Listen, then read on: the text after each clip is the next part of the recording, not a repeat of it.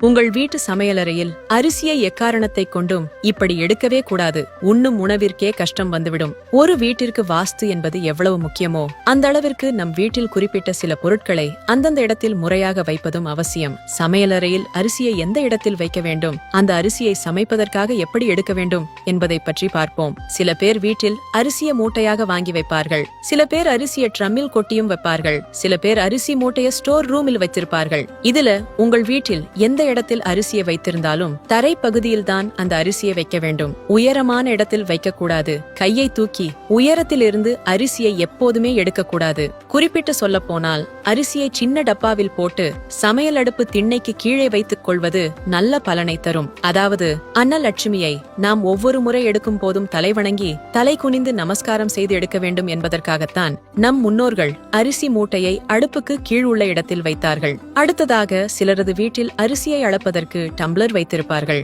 முடிந்தவரை படி அல்லது ஆழாக்கு என்ற பொருளை அரிசி அளக்க பயன்படுத்துவது மிகவும் நல்லது. அந்த ஆழாக்கில் எப்போதுமே 4 அரிசி இருக்க வேண்டும். காலியாக வைக்க கூடாது. அந்த ஆழாக்கு எப்போதுமே அரிசி மூட்டையில் இருக்கும்படி பார்த்துக் கொள்ளுங்கள். அரிசியை அளக்காமல் எடுத்து உலை பானையில போடவே கூடாது.